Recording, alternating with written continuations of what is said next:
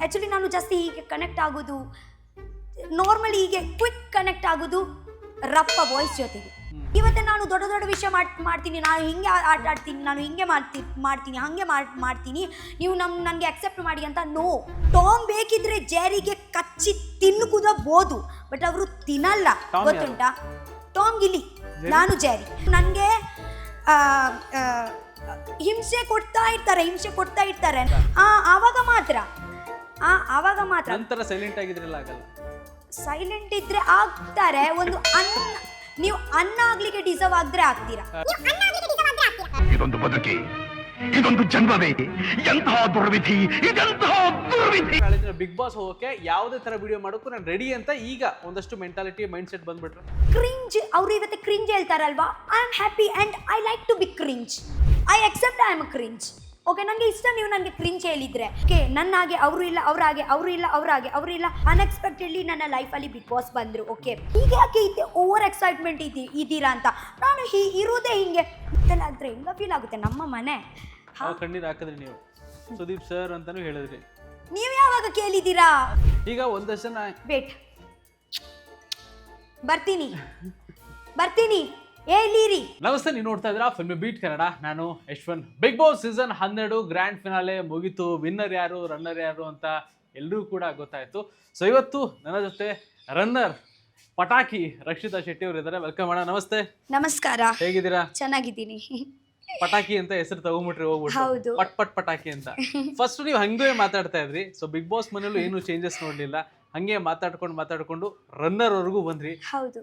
ಚಿಕ್ಕದಾಗಿ ಹೇಳೋದಾದ್ರೆ big boss journey ಹೆಂಗಿತ್ತು? ಬಿಗ್ ಬಾಸ್ ಜರ್ನಿ ಹೇಗೆ ಇತ್ತು ಅಂತ ಒಂದು ಮಾತುದಲ್ಲಿ ಹೇಳಲಿಕ್ಕೆ ಆಗಲ್ಲ. ಯಾಕೆಂದರೆ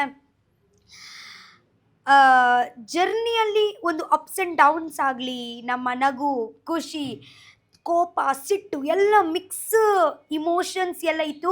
ಮತ್ತು ಒಂದು ಮನೆಯಲ್ಲಿ 24 ಜನ ಬೇರೆ ಬೇರೆ ಪರ್ಸ್ನಾಲಿಟಿ ಅವರು.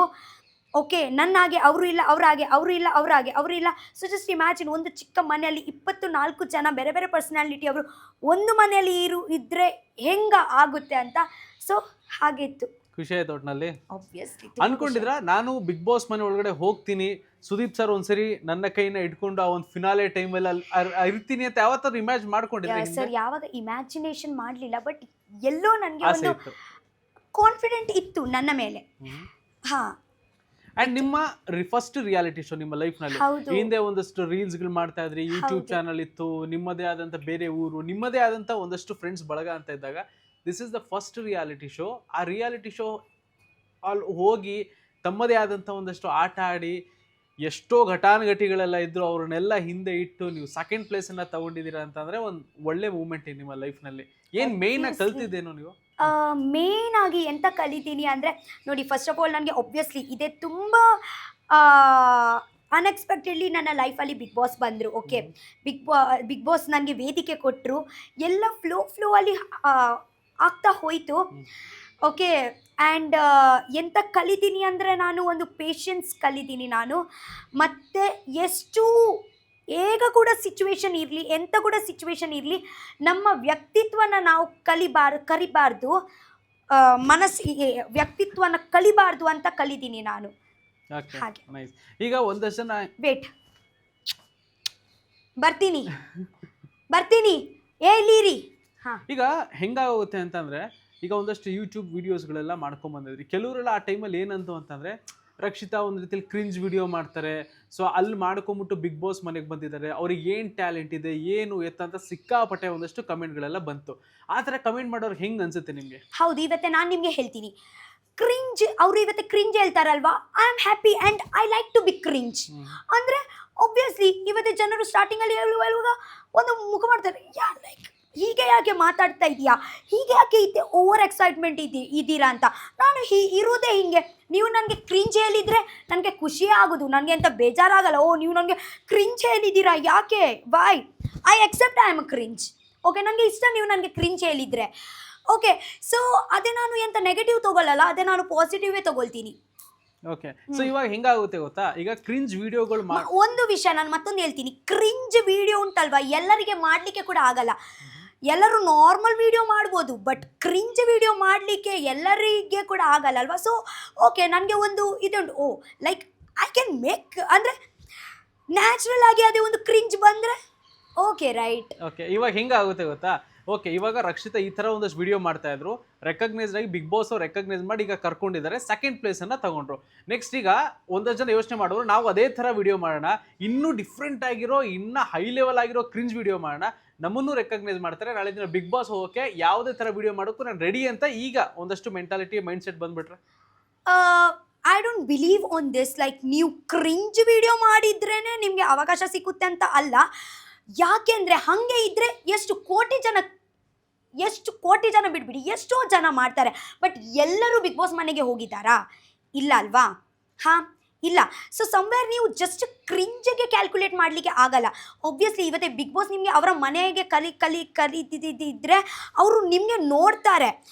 ಅವರು ಇಷ್ಟು 12 ಸೀಸನಿಂದ ನಡೆಸ್ತಾ ಬರ್ತಾ ಉಂಟು.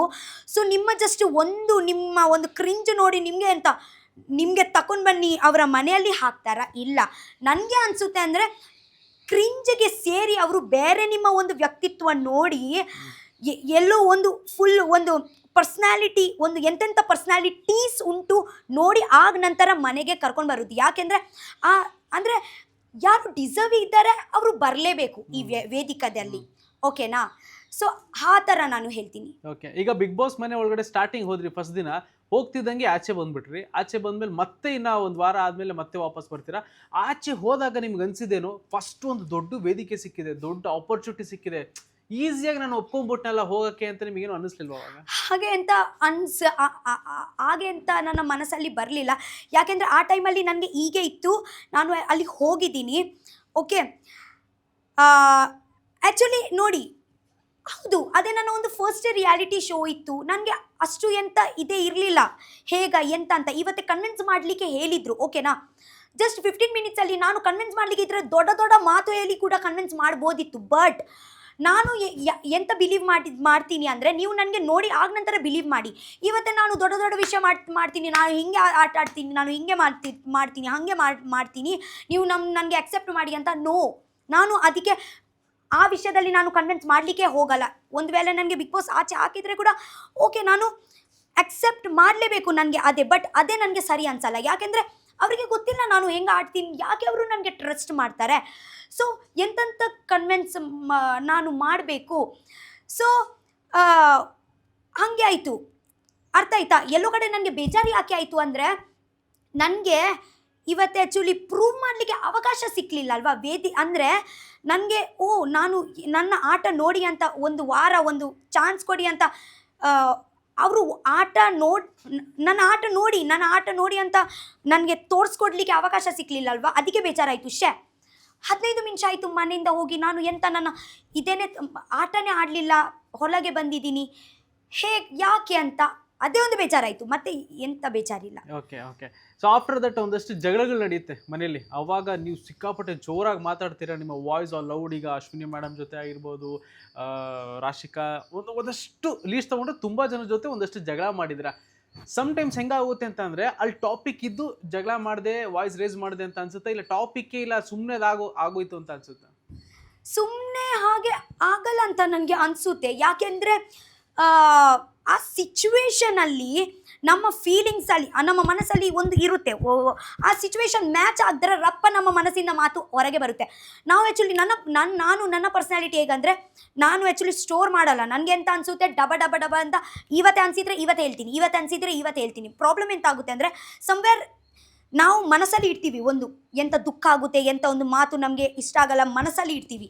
ಒಂದು ಚಿಕ್ಕ ಸಿಚುವೇಶನ್ ಸಾಕು, ಚಿಕ್ಕ ರೀಸನ್ ಸಾಕು. ಆ ಚಿಕ್ಕ ರೀಸನ್ ಬಂದರೆ ಈ ಮನಸ್ಸಿಂದ ಮಾತು ಹೊರಗೆ ಬರುತ್ತೆ, ಜಗಳ ಆಗುತ್ತೆ. ಸೊ ಹಾಗೆ ಅಲ್ಲಿ ಜಗಳ ಆಗುತ್ತೆ ಹಾಗೆ. ಓಕೆ. ಸೊ ಆಮೇಲೆ ನಿಮ್ಮ ಮತ್ತೆ ಗಿಲ್ಲಿ ಕಾಂಬಿನೇಷನ್ ಹೆಂಗಿತ್ತು ಅಂತಂದ್ರೆ, ಒಂಥರ ಟಾಮ್ ಆ್ಯಂಡ್ ಜೆರಿ ಥರ ಒಂದಷ್ಟು ಇತ್ತು. ಹೆಂಗೆ ಏನು ನಿಮ್ಮ ಒಂದು ಗಿಲ್ಲಿ ಫ್ರೆಂಡ್ಶಿಪ್ ಹೆಂಗೆ? ನನ್ನ ಮತ್ತು ಗಿಲ್ಲಿ ರಿಲೇಷನ್ ನೀವು ಟಾಮ್ ಆ್ಯಂಡ್ ಜೆರಿಯೇ ಹೇಳ್ಬೋದು. ಯಾಕೆ ಅಂದರೆ, ಒಂದು ಟಾಮ್ ಇರ್ತಾರೆ,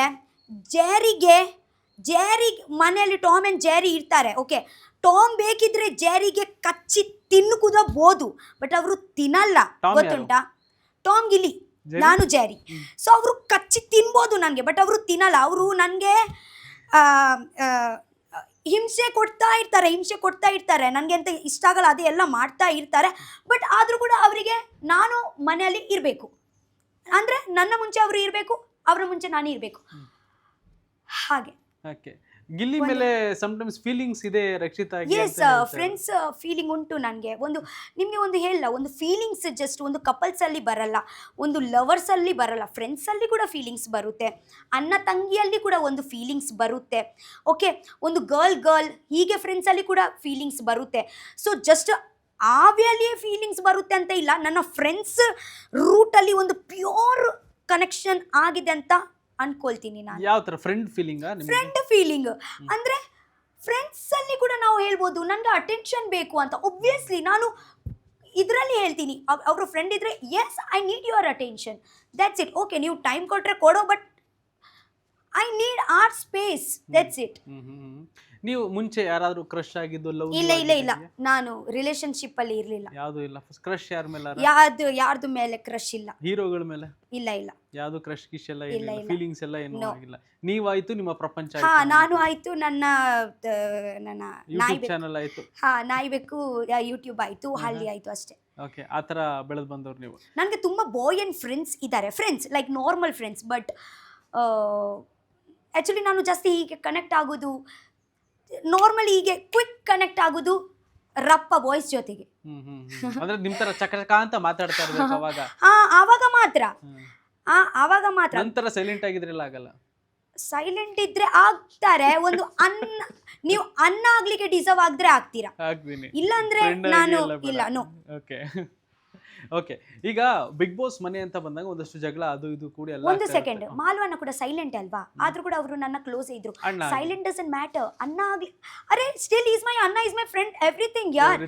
ಖಾಲಿ ಒಂದು ಅಣ್ಣ ಇಲ್ಲಿಗೆ ಆಗಲ್ಲ. ಇವತ್ತು ಇವರು ರಘು ಅಣ್ಣ ನನ್ನ ಫ್ರೆಂಡ್, ನನ್ನ ಅಪ್ಪ, ನನ್ನ ಎಲ್ಲ ಇದ್ದಾರೆ. ಅವರು ಒಂದು ಮನುಷ್ಯನ ಒಳಗೆ ಎಲ್ಲ ಪರ್ಸನಾಲಿಟಿ ಇರುತ್ತೆ. ಓಕೆ, ಇವಾಗ ಬಿಗ್ ಬಾಸ್ ಮನೆಯಲ್ಲಿ ತುಂಬಾ ಎಮೋಷನ್ ಆಗಿದ್ದ ಟೈಮ್ ಯಾವುದು? ನೀವು? ನನ್ನ ಎಮೋಷ್ನಲ್ ಟೈಮ್ ಆಗೋದು ಅದೇ, ನನ್ನ ಮನೆ ಬಿಟ್ಟು ಸುದೀಪ್ ಸರ್ ಬನ್ನಿ ಎಲ್ಲ ಲೈಟ್ ಆಫ್ ಮಾಡ್ತಾರಲ್ವ, ಅದೇ ನನ್ನ ತುಂಬ ವರ್ಸ್ಟ್. ನನಗೆ ಅದೇ ನೆನಪು ಮಾಡುವಾಗ ನನಗೆ ಅಲ್ಲು ಬರುತ್ತೆ. ಅವರು ಯಾವಾಗ ಲೈಟ್ ಆಫ್ ಮಾಡ್ತಾರಲ್ವಾ, ಬೇಡ ಸರ್, ಲಾಸ್ಟಲ್ಲಿ ಜಸ್ಟ್ ಬಿಗ್ ಬಾಸ್ ಅದೇ ಲೈಟ್ ಇತ್ತು, ಬೇರೆ ಎಲ್ಲ ಲೈಟ್ ಹೋಯ್ತು ಸರ್. ಎಷ್ಟು ದಿವಸ ನೀವು ಲೈಟಲ್ಲಿ ನೋಡ್ತೀರಾ, ಫುಲ್ ಕತ್ತಲಾಗಿದ್ರೆ ಹೆಂಗ ಫೀಲ್ ಆಗುತ್ತೆ ನಮ್ಮ ಮನೆ. ಕಣ್ಣೀರು ಹಾಕಿದ್ರಿ ನೀವು ಸುದೀಪ್ ಸರ್ ಅಂತಾನು ಹೇಳಿದ್ರಿ. ನೀವು ಯಾವಾಗ ಕೇಳಿದ್ದೀರಾ? ನೋಡೋಣ, ನಾವು ನಿನ್ನೆ ನೋಡಿದ್ವಲ್ಲ, ಅವೆಲ್ಲ ಬಂತು. ಕಣ್ಣೀರು ಹಾಕಿದ್ರಿ ನೀವು. ಎಷ್ಟು ಬೇಜಾರಾಯ್ತು ನಿಮಗೆ? ತುಂಬಾ ಬೇಜಾರಾಯ್ತು ಸರ್. ಅದೇ ಎಲ್ಲ ನಿಮ್ಗೆ ವರ್ಡ್ಸ್ ಅಲ್ಲಿ ಹೇಳಲಿಕ್ಕೆ ಆಗಲ್ಲ, ಅದೇ ಮನಸ್ಸಿನ ಮಾತು. ಈಗ ನಿಮ್ಗೆ ಏನು ಟಾಸ್ಕ್ ಗೀಸ್ಗೆಲ್ಲ ಏನು ಇಲ್ಲ, ಆರಾಮಾಗಿ ಇನ್ನೊಂದು ತಿಂಗಳು ಬಿಗ್ ಬಾಸ್ ಮನೇಲಿ ಇರ್ತೀನಿ. ಒಬ್ಬರೇ ಇರ್ತೀರಾ? ಒಬ್ಬರೇ ಇರ್ತೀನಿ ನಾನು. ಹೇಗಂದ್ರೆ ನನಗೆ ಬಿಗ್ ಬಾಸ್ ಮನೆಗೆ ಹೋಗ್ಲಿಕ್ಕೆ ಕೊಡಿ, ಮತ್ತೆ ಬರ್ತೀನಿ ನಾನು. ಜನರಿನ ಮುಂಚೆ ಪ್ರೀತಿ ನೋಡ್ಲಿಕ್ಕೆ ಮತ್ತೆ ಬಿಗ್ ಬಾಸ್ ಮನೆಗೆ ಹೋಗ್ತೀನಿ, ಮತ್ತೆ ಜನರಿನ ಹತ್ರ ಬರ್ತೀನಿ, ಮತ್ತೆ ಬಿಗ್ ಬಾಸ್ ಮನೆಗೆ ಹೋಗ್ತೀನಿ. ಹಂಗೇನೆ ನಾನು ಮಾಡ್ಬೋದು ನನ್ನ ಲೈಫ್ ಇಡೀ ನಡೀತಾ ಇರುತ್ತೆ ಒಟ್ಟಿನಲ್ಲಿ. Yes, okay. ಈಗ ಬಿಗ್ ಬಾಸ್ ಮನೆ ಹೊರಗಡೆ ಈಗ ಬಂದಾದ್ಮೇಲೆ ನಿಮಗೆ ಡಿಸರ್ವಿಂಗ್ ಫಸ್ಟ್ ವಿನ್ನರ್ ಮತ್ತೆ ರನ್ನರ್ ಇತ್ತು. ಸೆಕೆಂಡಲ್ಲಿ ಒಂದಷ್ಟು ಜನ ಬಿಟ್ಟು ನೀವು ಸೆಕೆಂಡ್ ಪ್ಲೇಸಿಗೆ ಬಂದರೆ ಎಷ್ಟು ಡಿಸರ್ವ್ ಅನ್ಸುತ್ತೆ ನಿಮಗೆ? ನೀವು? ನಾನು ಟೋಟಲಿ ಡಿಸರ್ವಿಂಗ್ ಅಂತ ನನಗೆ ಅನ್ಸುತ್ತೆ. ನೀವೇ ಗೆಲ್ಬೇಕಿತ್ತು ಅಂತ ಅನ್ಸುತ್ತೆ. ಗೆಲ್ಬೇಕು ಸರ್. ನಾನು ಎಂತ ಹೇಳಿದ್ದೀನಿ, ನನ್ನ ಮತ್ತೆ ಗಿಲಿದು ಎಂತ ಅಲ್ಲಿ ಇದೆ ಇಲ್ಲ. ನಾವು ಅಲ್ಲಿ ಆ ವೇದಿಕೆಯಲ್ಲಿ ಬಂದ್ರೆ ಅಷ್ಟೇ ಸಾಕು.